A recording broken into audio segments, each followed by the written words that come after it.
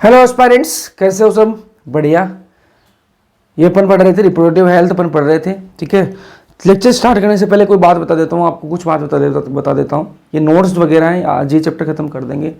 ये चैप्टर आज खत्म कर देंगे तो इसके नोट्स हैं जो हैं वो आपको मिलेंगे टेलीग्राम चैनल पर। टेलीग्राम चैनल का लिंक डाल रखा है डिस्क्रिप्शन में, तो वहाँ पर ज्वाइन कर लेना। और जिनको लिंक नहीं मिल रहा है वो जाकर टेलीग्राम पर सर्च कर लो RNM अकेडमी और जाकर ज्वाइन कर लो। वहाँ पर आपको नोट्स वगैरह मिलते रहेंगे, DPP वगैरह मिलते रहेंगे। ठीक है, अपन ने क्या पढ़ा था लास्ट लेक्चर के अंदर? ये जब चैप्टर अपन ने स्टार्ट किया था तब क्या पढ़ा था कि WHO के अकॉर्डिंग रिप्रोडक्टिवली हेल्दी कौन है? कौन है रिप्रोडक्टिवली हेल्दी भाई? वो इंसान जो फिजिकली फिट होगा, जो बिहेवियर भी बढ़िया होगा, ठीक है, सोशल भी होगा और इमोशनल भी होगा, उसको क्या बोलेंगे? रिप्रोडक्टिवली हेल्दी बोल सकते हैं। फिर अपन ने बात करी RCH प्रोग्राम की। RCH प्रोग्राम जब स्टार्ट हुआ तब इसका नाम था फैमिली प्लानिंग प्रोग्राम। स्टार्ट कब हुआ? 1951 के अंदर। ठीक है, अब इसका नाम क्या हो गया? RCH। ठीक है, reproductive and child health care. इसके अंदर क्या क्या होती है वो सारी चीजें अपन ने डिटेल में पढ़ रखी हैं लास्ट लेक्चर के अंदर। उससे पहले जो सेकेंड लेक्चर था उसके अंदर बात कर ली थी उसकी। फिर अपन ने बात करी पॉपुलेशन की। पॉपुलेशन कैसे बढ़ रही है, इसकी सेंसस हुई 2001 के अंदर, सेंसस हुई 2001 के अंदर, उसके अकॉर्डिंग ग्रोथ रेट क्या है पॉपुलेशन की? 2011 के अंदर सेंसस हुई, उसके अकॉर्डिंग पॉपुलेशन की ग्रोथ रेट क्या है वो अपन पढ़ चुके हैं। फिर अपन ने बात करी कॉन्ट्रासेप्शन मेथड की। ठीक है, तो कॉन्ट्रासेप्शन मेथड के अंदर अपन ने बैरियर मेथड पढ़ लिए, कुंडम वगैरह की बात कर ली थी अपन ने। फिर अपन ने बात करी किसकी? IUDs की बात कर ली। ठीक है, जो इंट्रायूट्राइन डिवाइसेस हैं वो कैसे काम करते हैं उनकी बात कर ली अपन ने। केमिकल मेथड्स की भी बात कर चुके हैं। अब बात कर लेते हैं किसकी?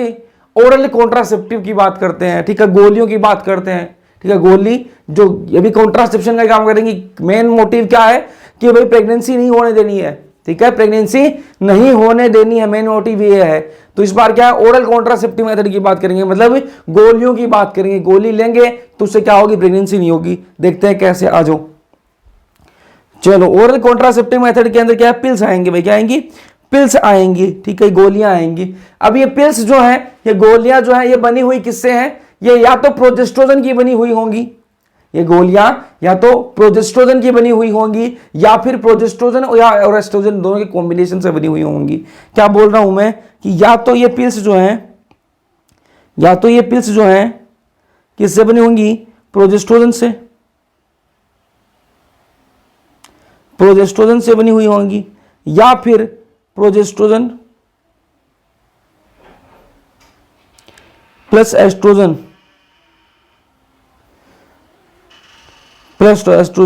दोनों के कॉम्बिनेशन से बनी हुई होंगी। ये बात दिमाग में बैठ गई कि या तो प्रोजेस्टेरोन से बनी होंगी। तो गोलियां जो हैं, तो गोलियां आती हैं मार्केट के अंदर। ठीक है, किसके लिए? कॉन्ट्रासेप्शन के लिए, कि भाई प्रेगनेंसी नहीं होने देनी, उसके लिए क्या है? गोलियां आती हैं। अब वो गोलियां हैं या तो प्रोजेस्टेरोन की बनी हो सकते हैं या फिर प्रोजेस्टेरोन और एस्ट्रोजन दोनों के कॉम्बिनेशन से बनी हुई हो सकती हैं। यहां तक बात क्लियर है? ठीक है, यही बात मैंने यहां लिख रखी है कि they are preparation containing either progesterone और प्रोजेस्टेरोन एस्ट्रोजन कॉम्बिनेशन, दोनों के कॉम्बिनेशन से या फिर किसी प्रोजेस्टेरोन से बनी हुई होंगी। ठीक है, अब ये क्या है? सिंथेटिक प्रोडक्ट है भाई। क्या है? सिंथेटिक प्रोडक्ट है। ठीक है, अपन ने खुद ने बनाया, नेचुरल थोड़ी ना, सिंथेटिक प्रोडक्ट है। तो इनके अंदर क्या है? सिंथेटिक ही प्रोजेस्टेरोन और एस्ट्रोजन जो यूज किया जाता है। तो सिंथेटिक प्रोजेस्टेरोन कौन सा होता है? लेवोनोर्जेस्ट्रोल। क्या होता है? लेवोनोर्जेस्ट्रोल। ये क्या है? सिंथेटिक प्रोजेस्टेरोन है, तो ये यूज करेंगे उन टेबलेट्स के अंदर। अब एस्ट्रोजन कौन सा है? इथेनाइल एस्ट्राडाइओल। ठीक है, इथेनाइल एस्ट्राडाइओल ये यूज करेंगे। देखो, अपने को टेबलेट बनानी है। टेबलेट किससे बनेगी? या तो प्रोजेस्टेरोन से बनेगी या फिर प्रोजेस्टेरोन और एस्ट्रोजन की कॉम्बिनेशन से बनेगी। अब प्रोजेस्टेरोन अपन कौन सा यूज करेंगे? सिंथेटिक प्रोजेस्टेरोन यूज करेंगे। सिंथेटिक प्रोजेस्टेरोन कौन सा है? लेवोनोर्जेस्ट्रोल।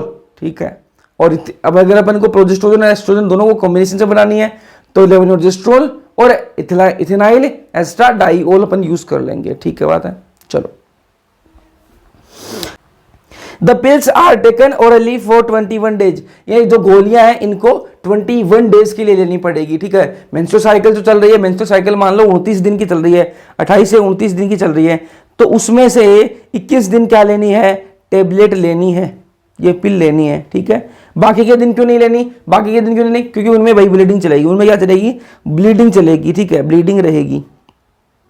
तो ब्लीडिंग के दौरान तो कोई दिक्कत नहीं है, ब्लीडिंग के दौरान तो प्रेगनेंसी हो नहीं सकती, ठीक है, ब्लीडिंग के दौरान तो प्रेगनेंसी हो नहीं सकती। बाकी के 21 दिन आप टेबलेट ले रहे हो डेली तो क्या है, प्रेगनेंसी नहीं होगी, ठीक है। तो the pills are taken orally, ठीक है, इनको खाना पड़ेगा भाई, डेली खाना पड़ेगा फॉर 21 डेज, 21 दिन के लिए इन ए मेंस्ट्रुअल साइकिल, एक मेंस्ट्रुअल साइकिल के अंदर फ्रॉम 5th डे, 5वें दिन से 25वें दिन तक लेनी पड़ेगी, ठीक है। मान लो कैसे है, ये टेबलेट का पत्ता आता है ऐसा, ठीक है, ये टेबलेट है, ठीक है, इस पर क्या दिन लिखे हुए होंगे, 5th 6th 7 8 9 10 11 12 13 14 15 16 17 18 19 20 21 22 23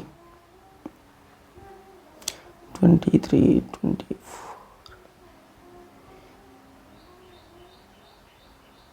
ठीक है। ऐसे क्या है, पत्ता आता है, टेबलेट का क्या है, एक टेबलेट आती है ना ऐसे, ठीक है, उन पर डे लिखा हुआ होगा कि भाई इस दिन आपको ये टेबलेट खानी है, ठीक है।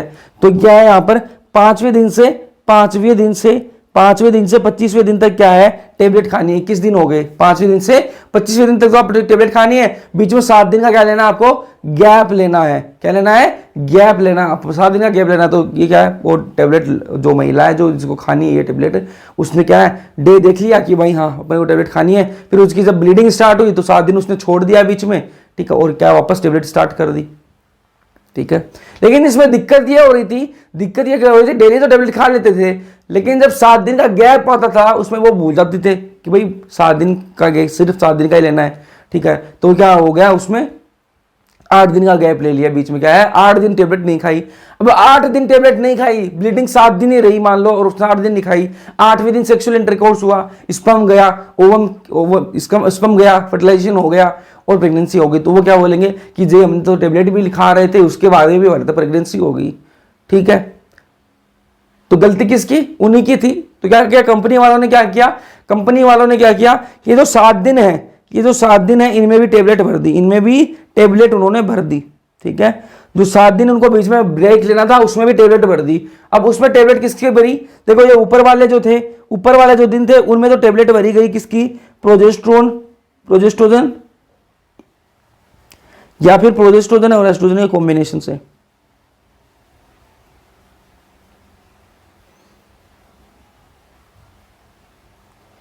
दोनों की कॉम्बिनेशन वाली टेबलेट भरी, ठीक है। और जो नीचे 7 दिन की जो टेबलेट थी, नीचे जो 7 दिन की टेबलेट थी उनमें किसकी टेबलेट भरी, ठीक है, उनमें किसकी टेबलेट भरी, उनमें आयरन की टेबलेट भर दी।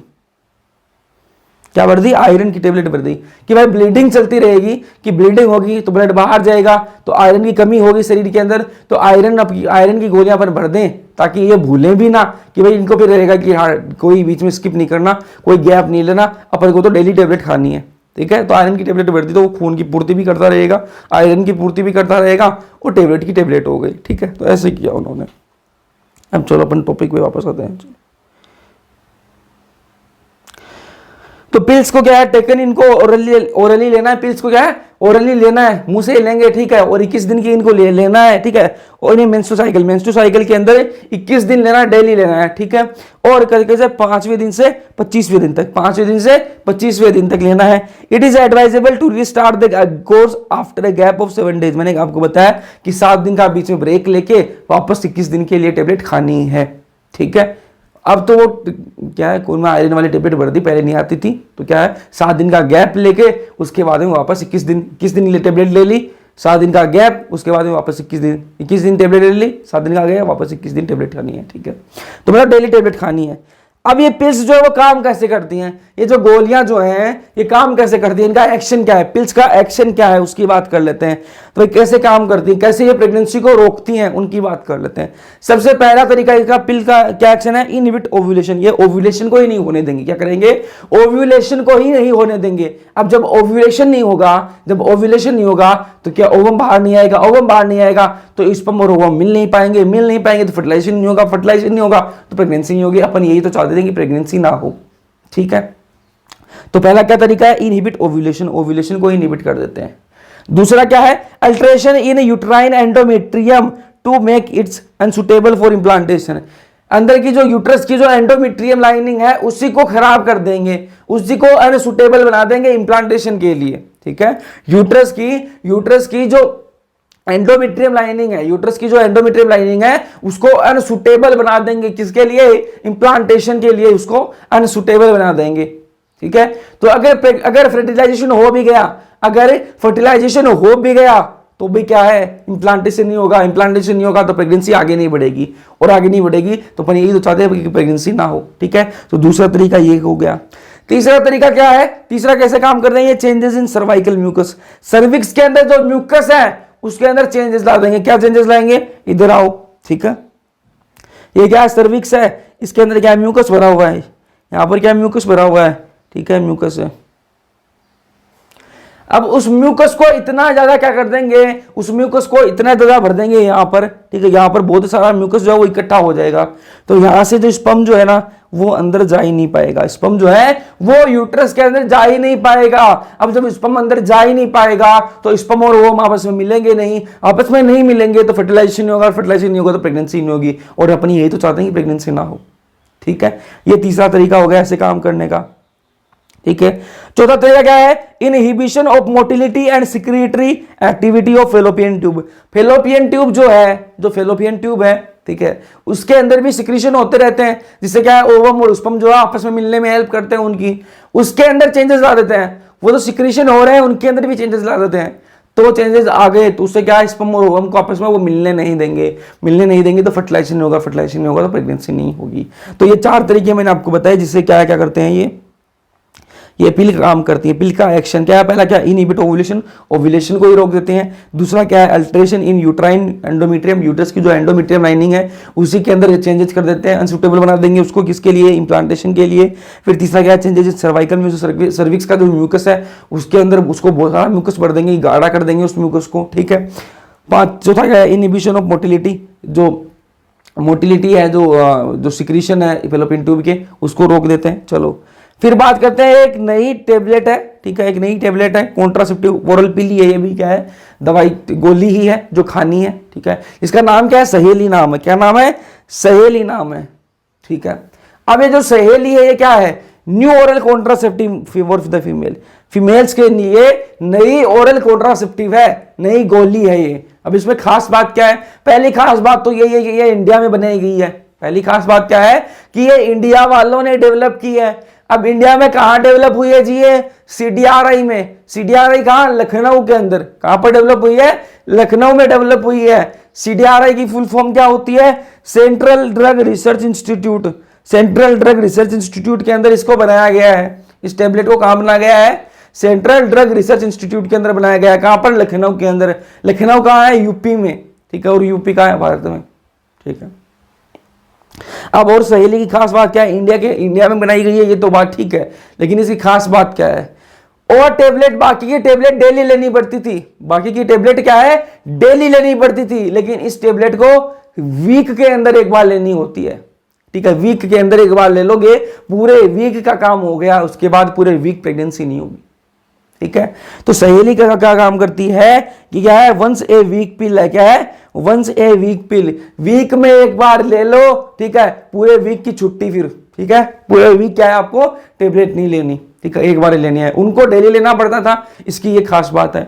और क्या खास बात है? इसके अंदर क्या है? इसके अंदर क्या है? नॉन स्टेरॉइडल है। ये क्या है? नॉन स्टेरॉइडल है। उनमें स्टेरॉइड्स भरे हुए थे, बाकी की जो टेबलेट्स हैं उनमें स्टेरॉइड्स आते हैं, इनके ये क्या है? नॉन स्टेरॉइडल है, इसके अंदर स्टेरॉइड्स नहीं आते।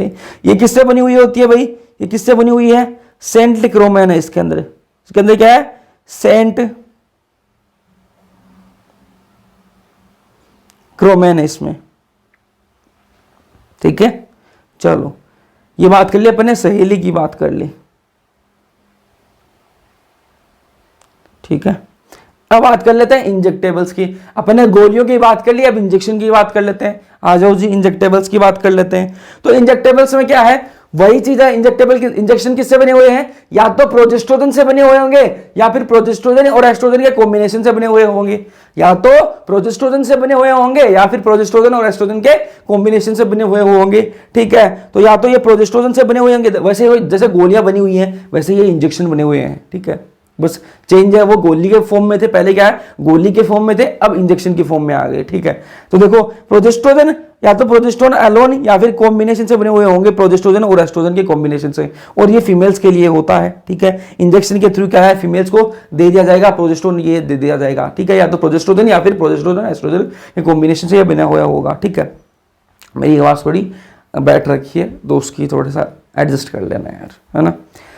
दे are depot medroxy progesterone acetate, इन किस नाम से आते हैं भाई ये इंजेक्शन जो है ना, किस नाम से फेमस है, डिम्पा नाम से फेमस है ये इंजेक्शन। ठीक है, किस नाम से, डिम्पा नाम से। क्या फुल फॉर्म होती है इसकी, डिपोट मिडोक्सी प्रोजेस्टेरोन एसीटेट। ठीक है, ये डिम्पा नाम से फेमस है। और किस नाम से आता है, देखो 3 महीने के लिए इफेक्टिव है ये, एक बार इंजेक्शन ले लिया 3 महीने फिर नहीं देखना, फिर 3 महीने तक कोई प्रेगनेंसी नहीं होगी, एक बार इंजेक्शन लिया 3 महीने तक की छुट्टी। ठीक है, तो 3 मंथ्स के लिए ये इफेक्टिव है। इफेक्टिव कितने दिन के लिए, 3 मंथ्स के लिए। और किस नाम से आता है, डिपो प्रोवेरा के नाम से आता है। किस नाम से, डिपो प्रोवेरा के नाम से ये इंजेक्शन आता है।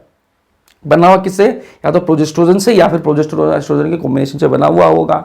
ठीक है, 3 महीने तक ये इफेक्टिव होता है, इंजेक्शन के थ्रू लेना है इनको। पहले गोली की तरह, पहले वाला था क्या था, गोली वाला तरीका था, दूसरा ये इंजेक्शन वाला तरीका है। ठीक है, और डिपो प्रोवेरा के नाम से ये एग्जाम्पल मैंने आपको बता दिया। चलो फिर बात करते हैं इम्प्लांट्स की। किसकी बात करते हैं, इम्प्लांट्स की। अपन ने गोलियों की बात कर ली, इंजेक्शन की बात कर ली, अभी इम्प्लांट्स की बात करते हैं। इम्प्लांट्स क्या होते हैं, ये माचिस की तीली देखी है सबने, माचिस की तीली देखी है, बस वैसे से दिखते हैं इम्प्लांट्स। कैसे दिखते हैं, माचिस की तीली जैसे दिखते हैं। ठीक है, अब उनको क्या करेंगे, उस दो माचिस की तीली जैसे दिखते हैं उनको क्या करेंगे, स्किन के नीचे, यहाँ स्किन के नीचे उनको फिट कर दिया जाएगा। और वो क्या करेंगे, उनकी वैलिडिटी होती है 3 साल के लिए, 5 साल के लिए, ऐसा होता है। अगर आप 3 साल वाले लगवाओगे तो वो 3 साल क्या है, प्रोजेस्टेरोन और एस्ट्रोजन निकालते रहेंगे और प्रेगनेंसी नहीं होने देंगे 3 साल तक। अगर आपने 5 साल वाला लिया है, 5 साल वाला लगवा लोगे तो 5 साल के लिए कोई छुट्टी हो जाएगी आपकी पूरी, बिल्कुल देखना ही नहीं है, 5 साल तक प्रेगनेंसी नहीं होगी।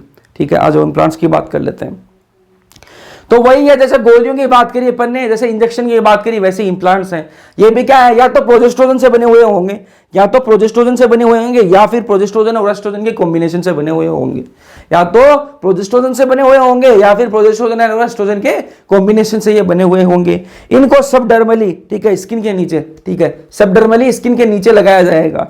ठीक है, provide contraception for 3 to 5 years, 3 से 5 साल के लिए क्या करते हैं, ये कॉन्ट्रासेप्शन जो है वो प्रोवाइड करते हैं। अगर आप 3 साल वाला लगवाओगे तो 3 साल के लिए करेंगे, और 5 साल वाला लगवाओगे तो 5 साल के लिए करेंगे। ठीक है, अब एक आता है नोर प्लांट, एक आता है नोर प्लांट। ठीक है, इम्प्लांट का ही नाम है नोर प्लांट। ठीक है, एक नोर प्लांट नाम का इम्प्लांट है, वो आता है।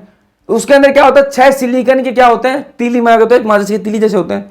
तो क्या है, 6 सिलिकन होते हैं, 6 सिलिकन की तीलियां होती हैं। ठीक है, उनको क्या करेंगे, स्किन के नीचे लगा देंगे, स्किन के नीचे लगा देंगे। ठीक है, और वो 5 साल तक क्या है, इफेक्टिव रहेगा, 5 साल तक प्रेगनेंसी नहीं होने देगा।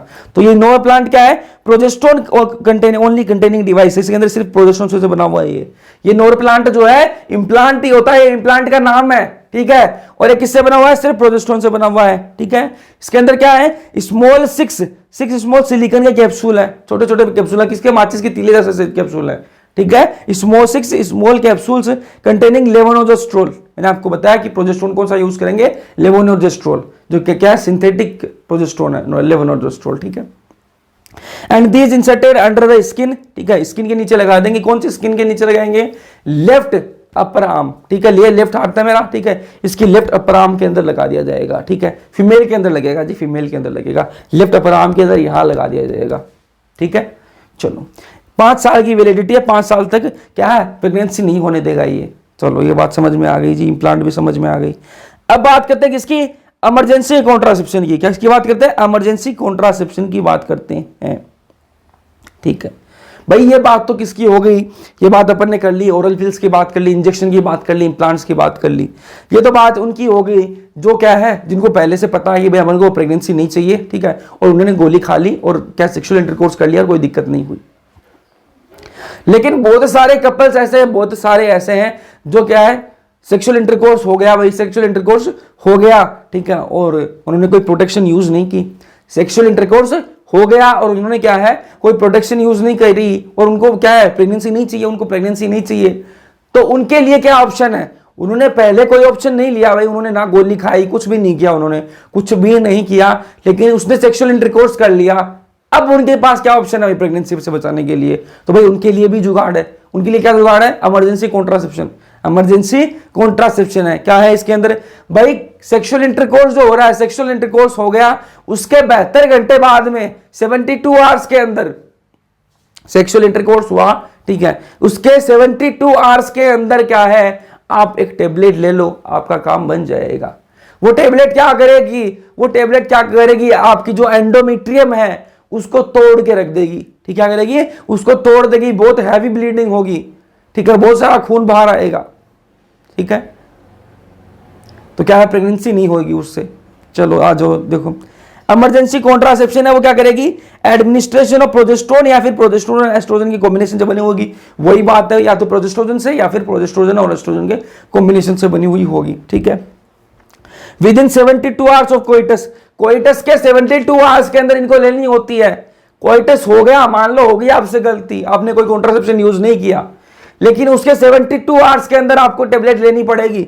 अगर आपने ले ली तो आपकी प्रेगनेंसी नहीं होगी जी, ठीक है। क्या करते हैं? ये also called morning after pills, इनको मेडिकल की भाषा में मॉर्निंग आफ्टर पिल्स भी बोला जाता है। क्या बोला जाता है? मॉर्निंग आफ्टर पिल्स, ठीक है।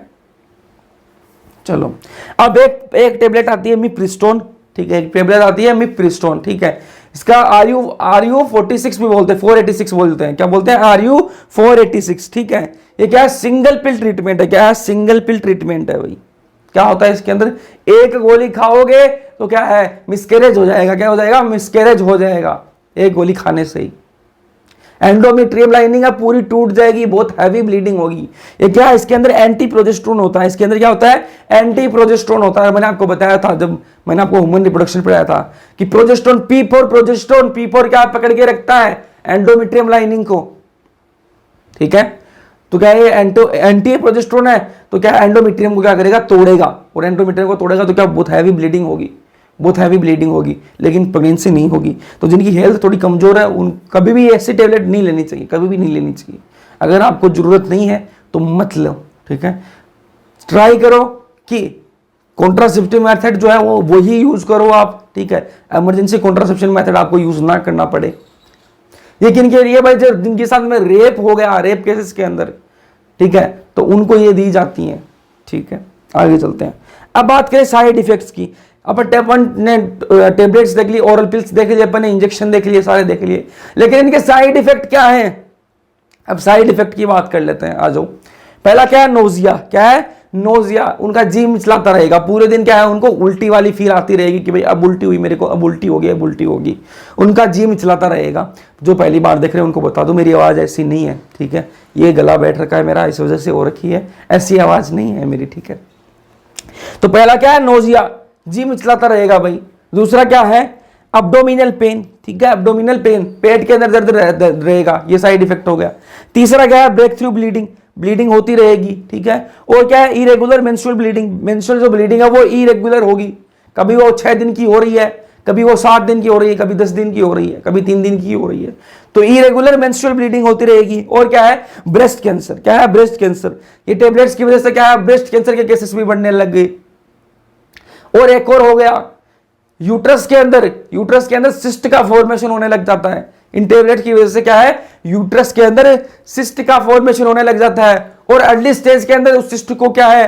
ट्रीटमेंट नहीं करवाया गया तो क्या बन जाएगा? वो कैंसर बन जाएगा। फिर क्या करना पड़ता है? उस पूरे यूट्रस को क्या है? बाहर निकालना पड़ता है। उसको क्या बोलते हैं? सर्जरी को क्या बोलते हैं? हिस्टेक्टोमी। क्या बोलते हैं? हिस्टेक्टोमी, ठीक है। यूट्रस का दूसरा और यूट्रस को एक नाम से और बोला जाता है, क्या बोला जाता है? हिस्टेरा। क्या बोला जाता है? हिस्टेरा। तो उस सर्जरी को क्या बोलेंगे? बाहर निकालने वाली सर्जरी को क्या बोलेंगे? रिमूवल ऑफ यूट्रस को क्या बोलेंगे? हिस्टेक्टोमी। क्या बोलेंगे? हिस्टेक्टोमी, ठीक है। अब आगे चलते हैं। साइड इफेक्ट देख लिए अपन ने, यह सारे टेम्पररी मेथड जिसके अंदर अपन ने पढ़े, बैरियर मेथड पढ़ लिए अपन ने, ठीक है। अपन ने आईयूडीज पढ़ ली, केमिकल मेथड पढ़ ली, अपन ने ओरल कॉन्ट्रासेप्टिव पढ़ ली। अब बात करेंगे परमानेंट मेथड की। परमानेंट मेथड की टेम्परेरी मेथड के अंदर तो वो मेथड पढ़े अपन ने जिनको क्या है 2 साल के भाई जिनको गैप चाहिए, ठीक है, 2 साल बच्चा नहीं पैदा करना है, उसके बाद में तो उनको करना है, ठीक है, कभी तो उनको करना है, तो वो क्या है टेम्परेरी मेथड यूज कर लेंगे। लेकिन जिनकी एक उम्र होगी, जिनके 2 बच्चे हो गए, ठीक है, और उनको क्या वो और बच्चे नहीं चाहिए, तो क्या परमानेंट मेथड यूज कर लेंगे, वो क्या है परमानेंट मेथड यूज कर लेंगे। तो इसके अंदर कौन सा आएगा, सर्जिकल मेथड, क्या आएगा, सर्जिकल मेथड या फिर स्टेरिलाइजेशन, क्या है सर्जिकल मेथड या फिर स्टेरिलाइजेशन, ठीक है। तो इसके अंदर क्या ब्लॉक गेमीट ट्रांसपोर्ट, गेमीट के जो ट्रांसपोर्ट है उसको ही ब्लॉक कर देंगे। इसके अंदर क्या करेंगे, जो गेमीट है उसके ट्रांसपोर्ट को ही क्या कर देंगे, ये ब्लॉक कर देंगे। गेमीट अगर आपस में मिल नहीं पाएंगे तो क्या प्रेगनेंसी फर्टिलाइजेशन होगा, और फर्टिलाइजेशन होगा तो प्रेगनेंसी नहीं होगी। अपन को यही तो चाहिए कि प्रेगनेंसी ना हो, ठीक है। This technique is highly effective, ये जो टेक्निक है ना ये बहुत ही इफेक्टिव होती है, इसके फेल होने के चांसेस ना के बराबर है भाई, ठीक है, फेल होगा ही नहीं कभी, बहुत इफेक्टिव होती है। But there reversibility is poor, ठीक है, ये इफेक्टिव तो बहुत होते हैं, ये इफेक्टिव तो बहुत होते हैं, लेकिन इनकी रिवर्सिबिलिटी पुअर है। किसी एक इंसान ने एक बार करवा लिया, सर्जिकल मेथड करवा लिया, तो उसके बाद में वो बोले कि मुझे तो वापस बच्चे करने, तो फिर ना अब नहीं, अब बस की बात नहीं है, ठीक है। चलो बात कर लेते हैं वेसेक्टोमी की, ठीक है, इमेज नहीं ऐड करी मैंने, ठीक है, 1 मिनट दीजिए मुझे, इमेज ऐड कर लेता हूं मैं।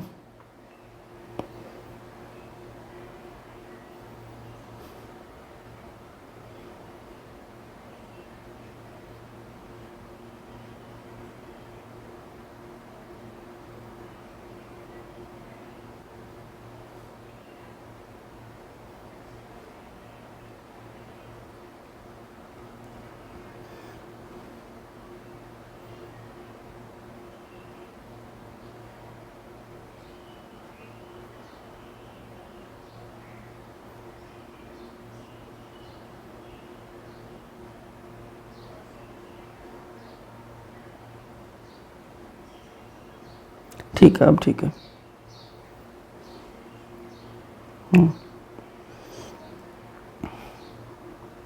अब इस सर्जिकल मेथड के अंदर पहला क्या है, वोसेक्टोमी, क्या है वेसेक्टोमी, ठीक है, वेसेक्टोमी। वेसेक्टोमी किसके लिए होगी, नाम से पता लग रहा है, वास्ट डिफरेंस है, ठीक है, V4 vast difference, V4 vasectomy. Vast difference किसके अंदर होता है, मेल के अंदर होता है। तो इसके अंदर क्या करेंगे, वास्ट डिफरेंस को काट देंगे बीच से, क्या कर देंगे, काट देंगे, दोनों वास्ट डिफरेंस को काट दिया और आपस में बांध दिया, ठीक है, बांध देंगे। वास्ट डिफरेंस को काट दिया तो स्पर्म जो है वो आगे नहीं जा पाएगा। इधर आओ जो दिखाता हूं आपको डायग्राम के अंदर, ठीक है, ये क्या डायग्राम है भाई, ठीक है, ये टेस्टिस है, यहां से वास्ट डिफरेंस निकला हुआ है, और ये वास्ट डिफरेंस ऐसे ऐसे करके यहां से बाहर स्पर्म निकाल रहा था, ऐसे स्पर्म बाहर निकल रहा था। आपको पता है स्पर्म का पाथवे जो है अपन पढ़ चुके हैं ह्यूमन रिप्रोडक्शन के अंदर, आपको पता है ये बात। अब क्या करेंगे अपन, इस वास्ट डिफरेंस को यहां से बीच से काटा अपन ने और बांध दिया, यहां से बांध दिया जी, काटा और बांध दिया, ठीक है, बांध दिया। अब जो स्पर्म जो है वो बनेगा, स्पर्म बनेगा, बिल्कुल बनेगा जी, स्पर्म बनेगा, स्पर्म के बनने के अंदर कोई दिक्कत नहीं होगी, स्पर्म बनता रहेगा, लेकिन स्पर्म जो है वो यहां से आगे नहीं जा पाएगा, यहां से आगे नहीं जा पाएगा, तो प्रेगनेंसी नहीं होगी, और प्रेगनेंसी नहीं होगी, ठीक है, तो यही तो अपन चाहते हैं कि प्रेगनेंसी ना हो, ठीक है। चलो अब क्या है, यहां से भाई क्या है, उसके अंदर इजाकुलेशन होगा, सीमन बाहर आएगा। अब क्या आपके दिमाग में बात आ रही है कि स्पर्म तो बाहर नहीं आएगा, स्पर्म तो बाहर नहीं आएगा क्योंकि यहां पर अपन ने ब्लॉक कर दिया रास्ता, लेकिन क्या सीमन बाहर आएगा, तो बिल्कुल जी सीमन बाहर आएगा। यहां पर क्या ये जो सेमाइनल वेसिकल है, बुल्बोयूरेथ्रल ग्लैंड है, प्रोस्टेट ग्लैंड है, इनके सिक्रीशन जो है वो तो बाहर आएंगे, लेकिन उस सीमन के अंदर स्पर्म नहीं होगा, ठीक बात है। अब ये क्या है, इमीडिएटली इफेक्टिव होता है क्या, अपन ने किया यहां पर वासेक्टोमी, अपन ने की, वास्ट डिफरेंस को काटा, तो काटते ही क्या इफेक्टिव हो जाएगा, ये क्या काटते ही क्या इफेक्टिव होगा, काटते ही अगर कोई किसी अपन ने वासेक्टोमी करी और उसने क्या है करते ही क्या सेक्सुअल इंटरकोर्स किया, तो क्या प्रेगनेंसी नहीं होगी, बिल्कुल हो सकती है, इफेक्टिवली नहीं है, इमीडिएटली इफेक्टिव नहीं होगा। क्यों नहीं होगा, अपन ने रास्ता ही ब्लॉक कर दिया जब, तो इफेक्टिव क्यों नहीं हुआ, इसलिए नहीं हुआ क्योंकि यहां पर कुछ स्पर्म हो सकते हैं, यहां पर क्या है कुछ स्पर्म हो सकते हैं, तो 1-2 इजाकुलेशन में स्पर्म आ सकता है, उसके बाद में जो है इफेक्टिव हो जाएगा। इमीडिएटली इफेक्टिव नहीं है, उसके बाद में तो इफेक्टिव है, ठीक है। तो यही चीजें यहां पर लिख रखी हैं। ये क्या है, परमानेंट मेथड है किसके लिए, कॉन्ट्रासेप्शन फॉर मेल्स के लिए क्या है, मेल्स के लिए क्या है, परमानेंट मेथड है कॉन्ट्रासेप्शन का, ठीक है। Both vas deferens are ligated and cut, ठीक है, दोनों वास्ट डिफरेंस को काट दिया जाएगा और बांध दिया जाएगा, ठीक है। स्पर्म प्रोडक्शन कंटिन्यूज, स्पर्म का प्रोडक्शन होता रहेगा, उसके अंदर कोई दिक्कत नहीं होगी, स्पर्म जो है वो बनता रहेगा, ठीक है, आफ्टर वेसेक्टोमी, बट इजाकुलेट सीमन जो है विदाउट स्पर्म, ठीक है, स्पर्म बनता रहेगा लेकिन जो सीमन बाहर आएगा उसमें स्पर्म नहीं होगा, क्योंकि अपन ने रास्ता ब्लॉक कर दिया ना, काट दिया पहले, तो स्पर्म कैसे आएगा, ठीक है। माइनर सर्जिकल प्रोसीजर डन है free of cost at government hospital. जो गवर्नमेंट हॉस्पिटल है वहां पर क्या है, माइनर सर्जिकल प्रोसीजर है, जिससे क्या है 10-15 मिनट आधे घंटे के अंदर क्या है सर्जरी कर दी जाती है, उसके बाद में फ्री, ठीक है, वो फ्री ऑफ कॉस्ट कर देते हैं गवर्नमेंट हॉस्पिटल में, ठीक है। और क्या है, कुछ इंसेंटिव भी दिया जाता है, 6,000 रुपये कुकर दे दिया, ऐसा कुछ इंसेंटिव भी है ना, जो करवाता है उसको दे देते हैं, ठीक है। It is not effective immediately, ये क्या है, इमीडिएटली इफेक्टिव नहीं होगा, ठीक है, इमीडिएटली इफेक्टिव नहीं होगा। क्यों नहीं होगा जी, मैंने अभी बताया आपको कि कुछ स्पर्म जो है वो यहां पर स्टोर हुआ हो सकता है, तो अगर पहली बार अगर सेक्सुअल इंटरकोर्स किया, करते ही क्या सेक्सुअल इंटरकोर्स कर लिया, तो क्या है, स्पर्म जा सकता है, तो फर्टिलाइजेशन हो सकता है, तो इमीडिएटली क्या इफेक्टिव नहीं होगा, ठीक है। चलो उसके बाद में तो इफेक्टिव है। दूसरा क्या है, ट्यूबेक्टोमी। क्या है, ट्यूबेक्टोमी। ये ट्यूबेक्टोमी क्या होती है भाई, ट्यूबेक्टोमी क्या होता है, नाम से पता लग रहा है, क्या करेंगे, फेलोपियन ट्यूब को काट देंगे, क्या कर देंगे, फेलोपियन ट्यूब को काट देंगे। तो ये क्या है, परमानेंट मेथड है for contraception for females, females के लिए ये परमानेंट मेथड है, ठीक है। चलो देखते हैं, जो ये क्या है, फेलोपियन ट्यूब को क्या कर दिया, यहां से काट दिया जी, काट दिया, दोनों को काट दिया और आपस में क्या कर दिया, बांध दिया। अब क्या है, ओवम यहां से आएगा, ओवरी ओवम बनाएगी, बिल्कुल बनाएगी जी, ओवम तो बनाएगी। तो यहां से ओवम जो है यहां तक तो आएगा, लेकिन जो स्पर्म जो है वो इसके पास में नहीं जा पाएगा, दोनों आपस में कभी मिल नहीं पाएंगे तो प्रेगनेंसी नहीं होगी। अपन यही तो चाहते हैं कि प्रेगनेंसी ना हो, ठीक है। तो ये क्या है, इमीडिएटली इफेक्टिव होगा क्या, ये जो है ट्यूबेक्टोमी जो है वो इमीडिएटली इफेक्टिव होगी, तो बिल्कुल हाँ जी, इमीडिएटली इफेक्टिव होगी, बिल्कुल इमीडिएटली इफेक्टिव होगी। क्यों होगी, अगर ओवम यहां से निकल भी जाए, अगर ओवम यहां पर बैठा भी हो, तो स्पर्म यहां तक आएगा, यहां तक ही रह जाएगा, उसके आगे नहीं जा पाएगा, तो ये क्या है, इमीडिएटली इफेक्टिव है। तो आपको पूछे क्वेश्चन में कि भाई वेसेक्टोमी और ट्यूबेक्टोमी से, दोनों में से, वेसेक्टोमी और ट्यूबेक्टोमी दोनों में से इमीडिएटली इफेक्टिव कौन सी होती है, तो ट्यूबेक्टोमी जो है वो इमीडिएटली इफेक्टिव होती है, और ये क्या है, ओवरी जो है ओवम बनाती रहेगी, कोई साइड इफेक्ट है इसका, ना जी कोई साइड इफेक्ट नहीं है, कोई भी साइड इफेक्ट नहीं है इसका, ठीक है।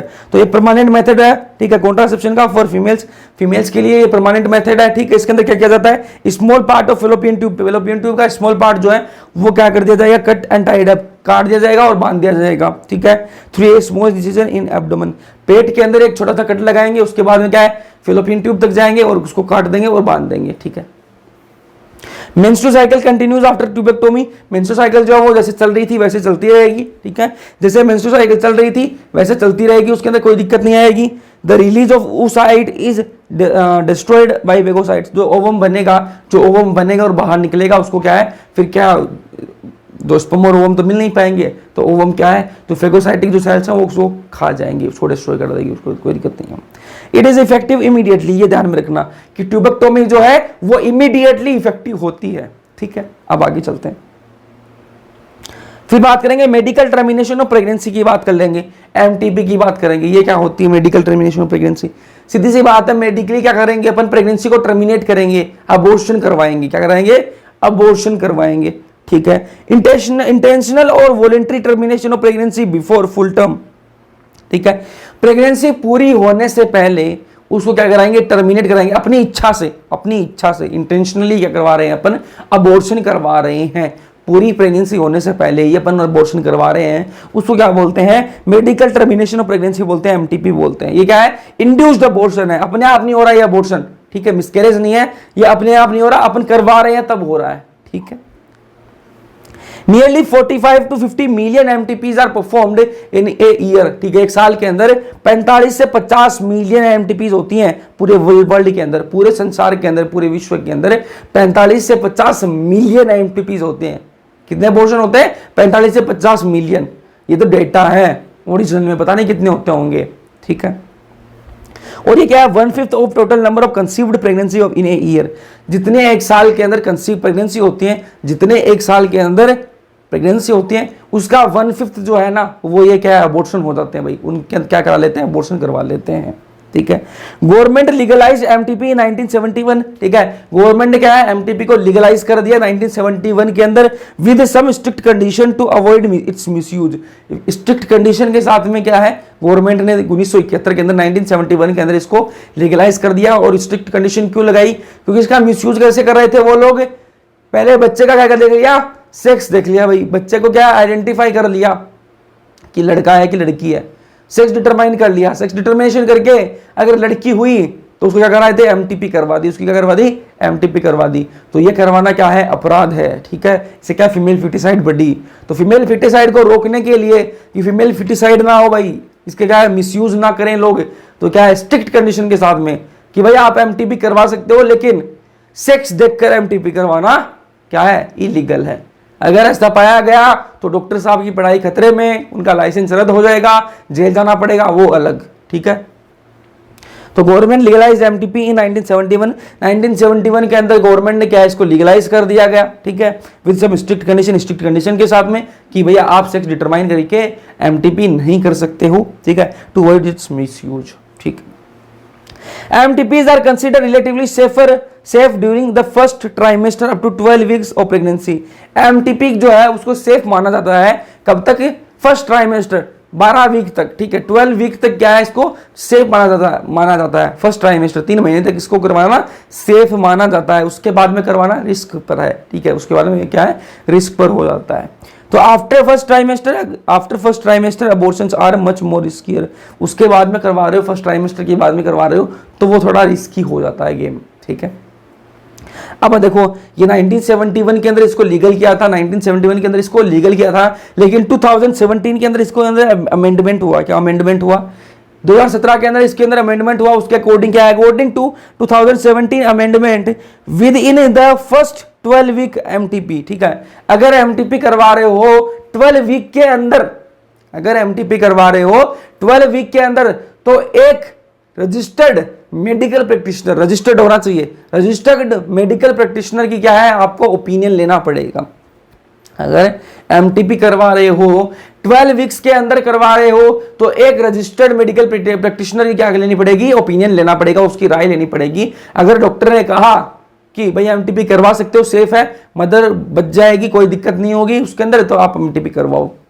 लेकिन अगर आप 12 वीक से ज्यादा, 12 वीक से ज्यादा और 24 वीक से कम, ठीक है, 12 वीक से तो ज्यादा और 24 वीक से कम में अगर आप क्या करवा रहे हो, एमटीपी करवा रहे हो, तो आपको क्या लगेगी, 2 रजिस्टर्ड मेडिकल प्रैक्टिशनर, 2 डॉक्टर की क्या है, आपको राय लेनी पड़ेगी। अगर दोनों डॉक्टर ने कहा कि भाई सेफ है एमटीपी, तो क्या करवा दी जाएगी, और अगर नहीं, उन्होंने कहा कि मना कर दिया कि भाई सेफ नहीं है, तो फिर नहीं करवाई जाएगी। तो बहुत सारे केस ऐसे आते हैं, ठीक है, आपने फिल्म और टीवी में देखा होगा कि बहुत सारे रेप केसेस होते हैं। तो क्या प्रेग्नेंट हो जाती है जो फीमेल, क्या वो प्रेग्नेंट हो जाती है और उसको बच्चा वो नहीं चाहिए होता, केस चलता रहता है लंबा। तो केस में जज साहब किसकी मांगते हैं, राय, डॉक्टर साहब की राय मांगते हैं। तो अगर डॉक्टर साहब ने कह दिया कि सेफ है भाई एमटीपी करवा सकते हो, तो वो उसका अबॉर्शन करवा देंगे। लेकिन अगर डॉक्टर साहब ने मना कर दिया ना कि भाई एमटीपी नहीं करवा सकते, सेफ नहीं है, तो फिर तो कोर्ट भी कुछ नहीं कर सकता, डॉक्टर साहब की बात माननी पड़ेगी, ठीक है। चलो अब बात करते हैं एमटीपी किसके लिए है, ये एमटीपी है किसके लिए, उनकी बात कर लेते हैं। तो involve risk of life pregnant mother. अगर प्रेग्नेंट मदर की लाइफ जो है वो, इसमें टीवी में दिखाते हैं ना कि हम बच्चे या फिर माँ में से किसी को एक को बचा सकते हैं, तो अगर ऐसी कंडीशन बन रही है तो क्या है, एमटीपी करवा दो भाई, एमटीपी करवा दो, माँ को बचा लो, बच्चे को, ठीक है, माँ को बचा लो। और क्या है, substantial risk that child born, ठीक है, अगर जो बच्चा जन्म रहा है, अगर वो क्या है, उसको जन्माने में कोई रिस्क है भाई, ठीक है, उसका जन्म होने में कोई रिस्क है, तो भी क्या एमटीपी करवा दो। और क्या अगर माँ की जो दिमागी हालत खराब हो चुकी है, तो भी क्या है, एमटीपी करवा सकते हो, ठीक है। अगर बच्चा हैंडीकैप्ड है, फिजिकल और मेंटल एबनॉर्मलिटी है बच्चे के अंदर, तो भी एमटीपी करवा सकते हो। और अगर रेप केसेस हैं तो भी क्या है, एमटीपी करवा सकते हो। तो ये एमटीपी कब करवानी है उनका बता दिया मैंने आपको। चलो अब बात करेंगे किसकी, सेक्सुअली ट्रांसमिटेड डिजीज की बात करेंगे। किसकी बात करेंगे, सेक्सुअली ट्रांसमिटेड डिजीज की बात करेंगे, एसटीडीज की बात करेंगे, एसटीआई, सेक्सुअली ट्रांसमिटेड इन्फेक्शन, ठीक है, सेक्सुअली ट्रांसमिटेड डिजीज और सेक्सुअली ट्रांसमिटेड इन्फेक्शन की बात कर लेंगे, ठीक है। ये क्या होता है भाई, इन्फेक्शन विच आर ट्रांसमिटेड, ठीक है, सेक्स करने से, सीधी सी बात हम बताऊं आपको, सेक्स करने से जो इन्फेक्शन या फिर जो डिजीज ट्रांसमिट होती हैं, जो डिजीज या फिर जो इन्फेक्शन जो है सेक्स करने से ट्रांसमिट होती है उनको क्या बोल दिया, सेक्सुअली ट्रांसमिटेड डिजीज बोल दिया या फिर सेक्सुअली ट्रांसमिटेड इन्फेक्शन बोल दिया, ठीक है। तो infections which are transmitted through sexual intercourse के थ्रू जो ट्रांसफर होंगे, जो इन्फेक्शन या फिर जो डिजीज, उनको बोलेंगे अपन क्या बोलेंगे, collectively called sexually transmitted infection STI, और पेल्विक इन्फ्लामेटरी डिजीज PID, और वेनरल डिजीज VD, ठीक है, और रिप्रोडक्टिव ट्रैक्ट इन्फेक्शन RTI, ये बोल सकते हैं अपन, ठीक है। अलग अलग नाम है भाई, क्या क्या नाम है। STI की फुल फॉर्म क्या है, सेक्सुअली ट्रांसमिटेड इन्फेक्शन, ठीक है।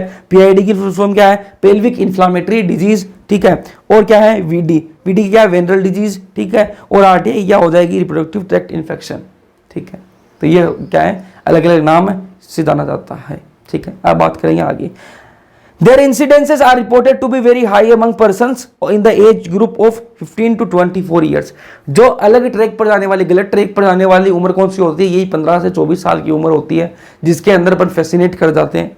क्या है कि अपन जो टीवी OTT पर देखते हैं, टीवी में देखते हैं अपन, ठीक है, वेब सीरीज के अंदर देखते हैं, और उनको अपन क्या है, वो तो वहां पर एक्टिंग कर रहे होते हैं, उधर अपन अब क्या उन चीजों को अपने जीवन के अंदर उतार रहे होते हैं, ठीक है, कि अब हमको भी ऐसे करना है, हमको भी ऐसे ही करना है। उस ऐसे ही करने के चक्कर में ये सारे इन्फेक्शन, ये सारी डिजीज हो जाती हैं, ठीक है। तो सबसे ज्यादा जो हाई रिस्क पर एज कौन सी रहती है, एज ग्रुप वाले कौन से हैं, 15 से 24 साल के जो बच्चे हैं उनके अंदर ये देखा जाता है। 15 से 24 साल की उम्र के अंदर जो लोग हैं उनके अंदर ये ज्यादा केसेस रिपोर्ट हुए हैं, किसके, STD के, ठीक है। अब आगे चलो, अर्ली सिम्टम्स क्या क्या है भाई। अर्ली ये जो मैंने इस बार क्या टाइप करके लेके आया हूं, तो ये आप बता देना, टाइप करके ही लाना आगे से, ये भी आप बता देना ताकि आपको राइटिंग का इश्यू ना हो, ठीक है।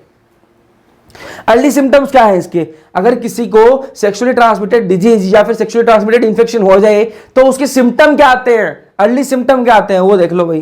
पहला क्या है, इचिंग, ठीक है, खुजली होने लग जाएगी, उसको क्या है, खुजली रहेगी, ये बहुत नॉर्मल है, बहुत नॉर्मल सिम्टम है। और क्या है, फ्लूइड डिस्चार्ज, ठीक है, अगर फीमेल है तो फ्लूइड डिस्चार्ज होता रहेगा, ठीक है, फ्लूइड डिस्चार्ज। दूसरा क्या है, स्लाइड पेन, हल्का हल्का दर्द होता रहेगा। और क्या, इन्फ्लामेटरी स्वेलिंग, और सूजन आ जाएगी, उसमें क्या आ जाएगी, सूजन आ जाएगी। तो ये क्या है, स्टार्टिंग में ये अर्ली सिम्टम्स दिखाता है। तो सिम्टम जो बहुत नॉर्मल है, पता नहीं लगता किसी को कि भाई मेरे को इतनी बड़ी बीमारी हो सकती है, ठीक है, कोई सोचता नहीं है अपनी जिंदगी के अंदर, ठीक है। तो क्या, इनको इग्नोर कर देता है, इग्नोर करेगा तो क्या होगा, ये बढ़ जाएंगे, सिम्टम बढ़ेंगे तो फिर इसका ट्रीटमेंट होना मुश्किल हो जाता है। तो इसको स्टार्टिंग में दिखा लिया जाए डॉक्टर को तो इसका ट्रीटमेंट भी हो जाए। लेकिन अगर लास्ट स्टेज में डॉक्टर के पास में जाओगे तो डॉक्टर के पास में भी फिर क्या झाड़ा देगा डॉक्टर, क्या है उसके बाद में क्या झाड़ फूंक थोड़ा ना करेगा वो, ठीक है, उसके पास तो दवाई है। तो अर्ली सिम्टम मैंने आपको बता दी, itching, fluid discharge, slight pain, inflammatory swelling, ठीक है। अब मान लो कॉम्प्लिकेशन हो जाए, complication of pelvic inflammatory disease, जो पेल्विक इन्फ्लामेटरी डिजीज है PID जो है, इनके कॉम्प्लिकेशंस क्या क्या हो सकते हैं। अगर किसी को हो जाए, क्या है, पेल्विक इन्फ्लामेटरी डिजीज अगर किसी को हो जाए तो इनके कॉम्प्लिकेशन क्या हो सकते हैं वो देख लो भाई। कॉम्प्लिकेशन क्या हो सकते हैं, अबॉर्शंस, अगर किसी फीमेल के अंदर, किसी फीमेल को क्या हो जाए, पेल्विक इन्फ्लामेटरी डिजीज हो जाए तो उसके अंदर क्या क्या कॉम्प्लिकेशन देखने को लिए मिल सकते हैं। तो पहला क्या है, अबॉर्शंस होने लग जाएंगे, क्या होने लग जाएंगे, अगर वो प्रेग्नेंट मदर है, अगर कोई प्रेग्नेंट मदर है और उसको क्या है, पेल्विक इन्फ्लामेटरी डिजीज है तो उसको क्या हो जाएगा, अबॉर्शन हो जाएगा, अपने आप ही अबॉर्शन हो जाएगा। दूसरा क्या है, स्टिल बर्थ, अगर बच्चा जन्मेगा तो वो कैसा होगा, मरा हुआ जन्मेगा, कैसा जन्मेगा, मरा हुआ बच्चा जन्मेगा, ठीक है। और क्या होगा, एक्टोपिक प्रेगनेंसी हो जाएगी, क्या हो जाएगी, एक्टोपिक प्रेगनेंसी। ये एक्टोपिक प्रेगनेंसी क्या होती है, ये देखो भाई, ये क्या है, यूट्रस है, मान लो ये यूट्रस है, यहां पर क्या है, यहां पर क्या है, होना था, यहां पर क्या होना था, इंप्लांट होना था, लेकिन बच्चा इंप्लांट क्या हो गया, यहां पर हो गया, ठीक है, गलत जगह पर इंप्लांट हो जाएगा, उसको क्या बोलेंगे, एक्टोपिक प्रेगनेंसी बोलते हैं, क्या बोलते हैं, एक्टोपिक प्रेगनेंसी बोलते हैं, ठीक है। और क्या हो जाएगा, इनफर्टिलिटी भाई, इनफर्टिलिटी हो जाएगी, ठीक है, इनफर्टिलिटी भी हो सकती है, बच्चा पैदा करने में सक्षम ही नहीं रहेगा, उसके बाद में इनफर्टिलिटी हो जाएगी, ठीक है। और क्या, कैंसर ऑफ रिप्रोडक्टिव ट्रैक्ट का कैंसर भी हो सकता है। तो ये सारे कॉम्प्लिकेशंस जो है वो देखने के लिए मिल सकते हैं, abortion, still birth, ectopic pregnancy, infertility और कैंसर ऑफ रिप्रोडक्टिव ट्रैक्ट, ये सारे क्या है, कॉम्प्लिकेशंस है किसके, पेल्विक इन्फ्लामेटरी डिजीज अगर हो जाए तो ये सारे कॉम्प्लिकेशंस हो सकते हैं। अब ये बात तो कपन ने कर ली, लेकिन इनसे बचा कैसे जाए, इनसे बचा कैसे जाए, प्रिवेंशन क्या है इनके, ठीक है, प्रिवेंशन क्या है, ये सारी बात तो कर ली, सिम्टम की बात कर ली, कॉम्प्लिकेशंस क्या हो सकते हैं ये भी बात कर ली अपन ने, लेकिन इनसे बचा कैसे जाए, ठीक है। बचने के भी तरीके हैं भाई, बचने के भी तरीके हैं, ऐसा नहीं है हवा में नहीं फैलती है, हवा में नहीं फैलती, ठीक है, कुछ करोगे तभी फैलेंगी, हवा में ये नहीं फैलती। तो प्रिवेंशन क्या है, पहला प्रिवेंशन क्या है, avoid sex with unknown partner. कोई भी अननोन पार्टनर है उसके साथ में सेक्स मत करो भाई। कोई भी, आप किसी को जानते भी नहीं हो, किसी को जानते नहीं हो, पता नहीं उसकी हिस्ट्री क्या रही है, उसकी हिस्ट्री क्या रही है, ठीक है, उसको पता नहीं क्या बीमारियां हैं, आप उसके साथ में सेक्सुअल इंटरकोर्स कर रहे हो, तो फिर क्या है, आपको भी क्या हो, बीमारी देखी जाएगा फ्री के अंदर, ठीक है। तो avoid sex with unknown partner, unknown partner के अंदर साथ में सेक्सुअल इंटरकोर्स नहीं करना है। दूसरा क्या है, दूसरा भाई avoid sex with multiple partner, multiple partners के साथ में भी सेक्सुअल इंटरकोर्स नहीं करना है, ठीक है। कुछ लड़के लड़कियां क्या रिकॉर्ड बनाते हैं, कुछ लड़के क्या होते हैं कि भाई मैं इतनी सारी गर्लफ्रेंड बना लूं, फिर उनके साथ भी सबके साथ में संबंध बनाऊं। ऐसे कुछ लड़कियां होती है, मैं इतने सारे बॉयफ्रेंड बना लूं, सब उन सबके साथ में फिजिकल रिलेशन बनाऊं। तो मल्टीपल पार्टनर रखोगे, मल्टीपल पार्टनर रखोगे तो ये सारी बीमारियों का बुलावा दे रहे हो आप, ठीक है। मल्टीपल पार्टनर रखोगे तो इन सारी बीमारियों को आप क्या कर रहे हो, इनवाइट कर रहे हो, ठीक है। तो avoid sex with multiple partner, multiple partners के साथ में सेक्स नहीं करना है, ठीक है। तीसरा क्या है, always try to use condom during coitus, coitus के दौरान हमेशा ट्राई करो कि आप कॉन्डम का यूज किया जाए, ठीक है। मैंने जब कॉन्डम के बारे में बताया था तभी बताया था कि ये एसटीडी से बचाता है, सेक्सुअल ट्रांसमिटेड डिजीज है उनसे ये बचाता है, ठीक है। फोर्थ क्या है, in case of doubt one should go to a qualified doctor for early detection and get complete treatment if diagnosed with infection, ठीक है। अगर किसी को शक हो जाए, खुद को ही पता लग जाए कि भाई मेरे ये दिक्कत है, मेरे ये दिक्कत है, तो उस बात को दबाना नहीं है, उस बात को दबाना नहीं है, जाके डॉक्टर से मिलो और डॉक्टर से जांच करवाओ, ठीक है। क्वालिफाइड डॉक्टर के पास जाना है और जांच करवानी है। जांच के अंदर आपको दिक्कत आ गई तो उसका ट्रीटमेंट लो, ऐसा नहीं दबा के बैठ जाओगे, मर जाओगे वरना सा, ठीक है। तो फोर्थ तरीका ये है बचने का भाई। चौथा तरीका क्या है, अगर हो भी गया तो घबराना नहीं है, क्या करना है, जाना है डॉक्टर के पास में और ट्रीटमेंट लेना है, ठीक है। चलो अब बात कर ली अपन ने, प्रिवेंशन की बात कर ली, सिम्टम की बात कर ली, बचाव की बात कर ली, सारी बात कर ली। अब बात करें ये डिजीज का नाम क्या, भाई डिजीज का नाम बता दो हमें। तो डिजीज देखो, सेक्सुअल ट्रांसमिटेड डिजीज कौन कौन सी हैं, अपन बात करेंगे कौन सी बैक्टीरिया से होती है, कौन सी वायरस से होती है और कौन सी प्रोटोजोआ से होती है। तीन टाइप की डिजीज की बात करेंगे अपन, सेक्सुअली ट्रांसमिटेड डिजीज ही है, लेकिन कुछ डिजीज जो है वो बैक्टीरिया की वजह से होती है, कुछ डिजीज वायरस की वजह से होती है और कुछ प्रोटोजोआ की वजह से होती है। तो पहले बात करेंगे बैक्टीरियल कौन सी है, पहले बात करेंगे ये बैक्टीरियल कौन सी है, ठीक है। तो पहले ये क्लेमाइडाइसिस, क्या है, क्लेमाइडाइसिस, ठीक है। क्लेमाइडाइसिस कौन से बैक्टीरिया की वजह से होती है, क्लेमाइडिया ट्रेकोमेटिस, क्लेमाइडिया ट्रेकोमेटिस की वजह से क्या होती है, ये क्लेमाइडाइसिस डिजीज होती है, ठीक है, बैक्टीरियल डिजीज है। ये क्या है, सेक्सुअल ट्रांसमिटेड डिजीज है लेकिन बैक्टीरिया की वजह से होती है। गोनोरिया, क्या है, गोनोरिया किसकी वजह से होती है, नाइजीरिया गोनोरिया की वजह से होती है भाई, ठीक है। चलो साइफिलिस, ये बहुत ही डेंजरस है भाई, साइफिलिस, ठीक है, किसकी वजह से होती है, ट्रिपोनोमा पेलिडम की वजह से, ट्रिपोनीमा पेलिडम, ठीक है। फिर क्या है, कैंक्रोइड, हीमोफाइलस डुक्राई, ठीक है, इसकी वजह से होती है ये। तो ये चार डिजीज जो है ये क्या है, बैक्टीरियल है, ये क्या है, बैक्टीरिया की वजह से होती है, ठीक है। सेक्सुअली ट्रांसमिटेड डिजीज ही है लेकिन ये बैक्टीरिया की वजह से होती है। अब बात कर लें वायरस डिजीज की, ठीक है, जो वायरल डिजीज है वो कौन सी है भाई, वायरल डिजीज कौन सी है उनकी बात कर लेते हैं। तो पहले जेनेटल हर्प्स, कौन सी है, जेनेटल हर्प्स, ठीक है। जेनेटल हर्प्स किसकी वजह से होती है, टाइप 2 हर्पिस सिंप्लेक्स वायरस, ठीक है, टाइप 2 हर्पिस सिंप्लेक्स वायरस की वजह से होती है, HSV2, ठीक है, टाइप 2 याद रखना, टाइप 2, ठीक है, टाइप 1 नहीं, टाइप 2 की वजह से होती है, ठीक है। हिपेटाइटिस बी, हिपेटाइटिस बी किसकी वजह से होती है, HBV वायरस की वजह से, HBV वायरस की वजह से क्या होता है, हिपेटाइटिस बी होता है, ठीक है। एड्स किसकी वजह से होता है, आप तो सबको पता है, HIV की वजह से, ह्यूमन इम्यूनोडिफिशियंसी वायरस HIV की वजह से क्या होती है, एड्स होती है। फिर क्या है, जेनिटल वॉर्ड्स, जेनिटल वॉर्ड्स किसकी वजह से होता है, ह्यूमन पेपिलोमा वायरस HPV की वजह से होता है। अब इनमें सबसे ज्यादा डेंजरस कौन सा है, मोस्ट डेंजरस की बात कर लें, मोस्ट डेंजरस कौन सा है, मोस्ट डेंजरस,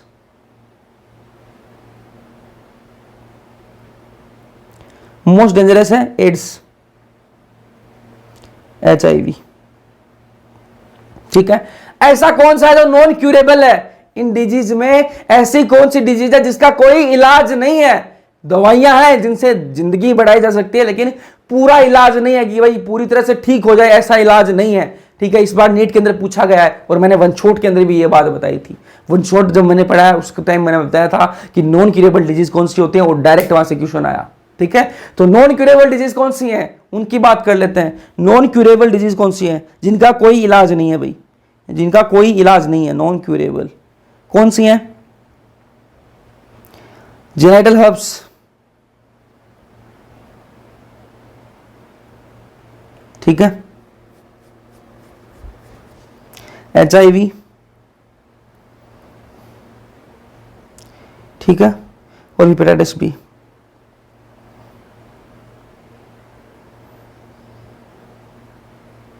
ये तीन जो है ना, जेनेटल हर्ब्स, HIV और हेपेटाइटिस बी, ये क्या है? नॉन क्यूरेबल है। क्या है? नॉन क्यूरेबल है, इनका कोई इलाज नहीं है। इनके लिए दवाइयां हैं, मार्केट के अंदर दवाइयां हैं जिनसे ठीक होया जा सकता है, ठीक है, जिनसे इंसान को जिंदा रखा जा सकता है, लेकिन पूरी तरह बीमारी ठीक हो जाए ऐसा कोई इलाज इनका नहीं है, ठीक है। फिर आगे चलते हैं, अब बात करते हैं प्रोटोजोवन की, ठीक है। अपन ने बैक्टीरियल की बात कर ली, वायरल की बात कर ली, बात करते हैं प्रोटोजोवन की। कौन प्रोटोजोवा की वजह से कौन सी डिजीज होती है? तो भाई प्रोटोजोवन की वजह से होती है ट्राइकोमोनियासिस। क्या होती है? ट्राइकोमोनियासिस होती है। कौन सी? ट्राइकोमोनियासिस। किसकी वजह से होती है ये? प्रोटोजोवन। कौन सा प्रोटोजोवन है? ट्राइकोमोनास वेजिनलिस। क्या है? ट्राइकोमोनास वेजिनलिस की वजह से क्या होती है? ट्राइकोमोनियासिस होती है। इस डिजीज के अंदर क्या होता है? इस डिजीज के अंदर फ्लूइड डिस्चार्ज होता है, येलो ग्रीन फ्लूइड डिस्चार्ज होता है। कहां से? वेजाइना से, ठीक है। और गंदी स्मेल आती है भाई, ठीक है, फॉल ओडोर।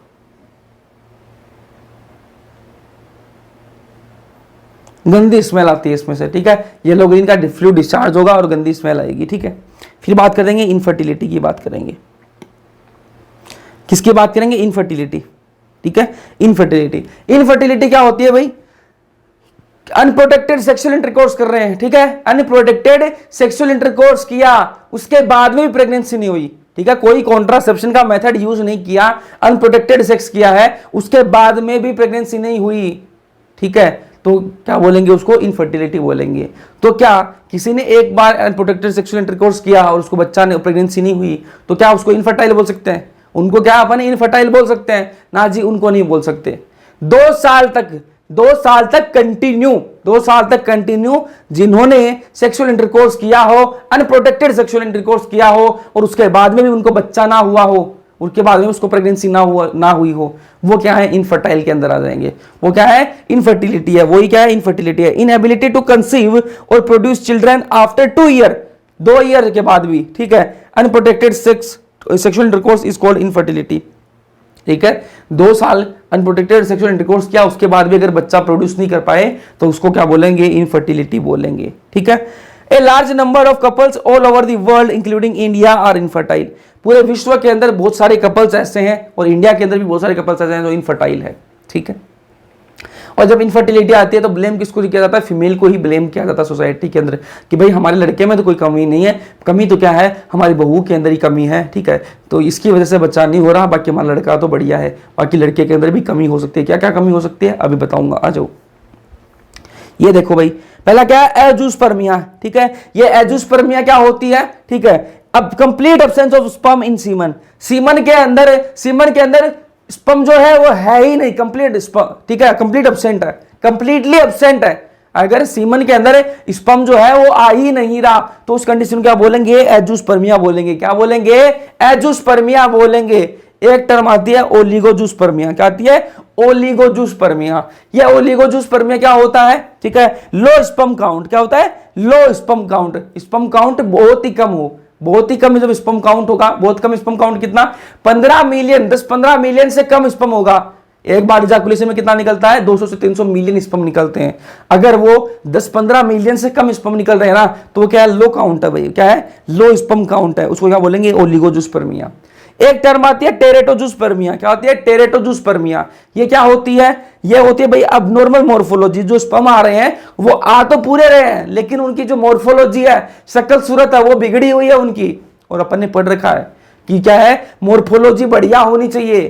तो इसमें क्या है? 85% जो स्पर्म है ना, 85% जो स्पर्म है वो क्या है? अबनॉर्मल मोर्फोलॉजी के हैं। ठीक है, फिर एक टर्म आती है एस्थेनोजूस्पर्मिया। क्या आती है?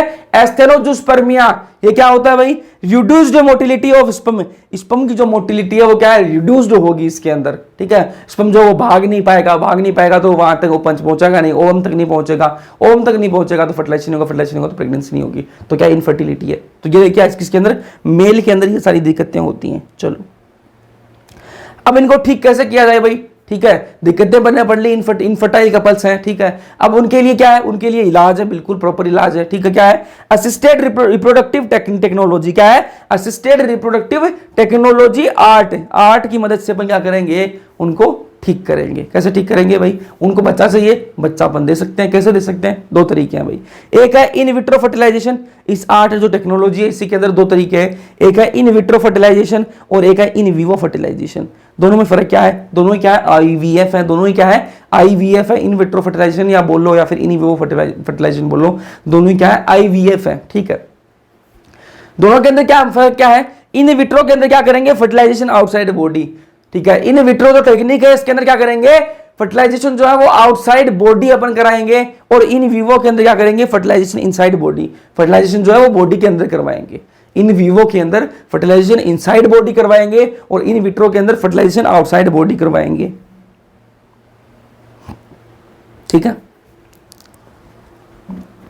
इन विट्रो के अंदर फर्टिलाइजेशन जो है वो अपन क्या करवाएंगे? आउटसाइड बॉडी, और इन विवो के अंदर फर्टिलाइजेशन इनसाइड बॉडी, ये ठीक है। चलो आगे चलते हैं। अब इन विट्रो के अंदर पहला क्या है? जिफ्ट। क्या है? जिफ्ट। जिफ्ट की फुल फॉर्म देखो भाई, फुल फॉर्म देखो इसकी, zygote intrafallopian transfer. Zygote intrafallopian transfer, नाम से ही पता लग रहा है कि जाइगोट को ट्रांसफर करेंगे कहां पर? फेलोपियन ट्यूब के अंदर ट्रांसफर करेंगे। जिफ्ट की फुल फॉर्म क्या है? Zygote intrafallopian transfer. जाइगोट को ट्रांसफर करेंगे कहां पर? फेलोपियन ट्यूब के अंदर, ठीक है। तो क्या करेंगे अपन? ओवम लिया, स्पर्म लिया, और क्या करेंगे? बॉडी के बाहर अपन को फर्टिलाइजेशन कराना है। पहले पढ़ लिया अपन ने, फर्टिलाइजेशन आउटसाइड बॉडी, ठीक है। ओवम लिया, स्पर्म लिया, लैब के अंदर दोनों को क्या कर दिया? फर्टिलाइज करा दिया, और क्या बन गया? जाइगोट बन गया। अब जाइगोट जो है अप टू 8 ब्लास्टोमर, अगर जाइगोट 8 ब्लास्टोमर तक है, अगर जाइगोट 8 ब्लास्टोमर तक है तो उसको ट्रांसफर कर देंगे कहां पर? फेलोपियन ट्यूब के अंदर ट्रांसफर कर देंगे, ठीक है। मदर के अंदर दिक्कत क्या थी? दिक्कत यही थी कि वो क्या है? दोनों फर्टिलाइज नहीं कर पा रहे थे, ठीक है। बाकी वो बच्चे को रख सकते हैं अपने गर्भाशय के अंदर, अपने अपने वोम के अंदर, ठीक है। हिंदी में बोल दिया गर्भाशय, ठीक है। अपने वोम के अंदर बच्चे को रख सकती है, उसके अंदर कोई दिक्कत नहीं है। तो क्या अपन जाइगोट बाहर बनाएंगे, ठीक है। लैब के अंदर जाइगोट बना लिया, और 8 ब्लास्टोमर क्या है? तो उसको फेलोपियन ट्यूब के अंदर ट्रांसफर कर दिया, ठीक है। ये जिफ्ट हो गई। फिर एक टर्म आती है आईयूटी, एक टेक्नोलॉजी है आईयूटी। ये आईयूटी क्या है? Intra uterine transfer. Intra uterine transfer, इस बार क्या करेंगे अपन? यूट्रस के अंदर ट्रांसफर करेंगे। पहले अपन ने क्या किया? फेलोपियन के अंदर ट्रांसफर किया था, फेलोपियन ट्यूब के अंदर। इस बार क्या करेंगे? यूट्रस के अंदर ट्रांसफर करेंगे। अगर जाइगोट 8 ब्लास्टोमर तक है, अगर जाइगोट 8 ब्लास्टोमर तक है तब तो उसको कहां भेजेंगे? फेलोपियन ट्यूब के अंदर। लेकिन अगर जाइगोट मोर देन 8 ब्लास्टोमर है, मोर देन 8 ब्लास्टोमर है, तब कहां ट्रांसफर करेंगे? उसको यूट्रस के अंदर ट्रांसफर करेंगे। कहां ट्रांसफर करेंगे? यूट्रस के अंदर ट्रांसफर करेंगे। बात समझ में आई? ठीक है। फिर एक है आईसीएसआई, एक है आईसीएसआई। ये क्या है? Intracytoplasmic sperm injection. क्या है? Intracytoplasmic sperm injection. इसके अंदर क्या करेंगे? स्पर्म का इंजेक्शन लिया और क्या है? डायरेक्ट ओवम के अंदर ठोक दिया, ठीक है। चलो, sperm directly injected into ovum, directly sperm को क्या है? इंजेक्ट कर देंगे। चलो अब बात करेंगे इन विवो फर्टिलाइजेशन। किसकी बात करेंगे? इन विवो फर्टिलाइजेशन की बात करेंगे। आ जाओ जी। फर्टिलाइजेशन इनसाइड बॉडी, बॉडी के अंदर अपन क्या कराएंगे? फर्टिलाइजेशन करवाएंगे। आपने विक्की डोनर मूवी सबने देखी होगी, ठीक है। और उसमें आयुष्मान खुराना जो है वो क्या करता है? डोनेट करता है, स्पर्म डोनेट करता है। तो आपके दिमाग में ये बात हो रही है भाई हम भी डोनेट कर सकते हैं स्पर्म, तो ठीक है। तो स्पर्म जो है, जो बड़े बड़े आईवीएफ सेंटर होते हैं, वो स्पर्म और ओवम हर किसी का नहीं लेते। वो स्पर्म जो है हर किसी का नहीं लेते। ये जो प्रोसेस होती है ये बहुत खर्चीली प्रोसेस है, बहुत ही खर्चीली प्रोसेस है, बहुत खर्चा लगता है इनमें।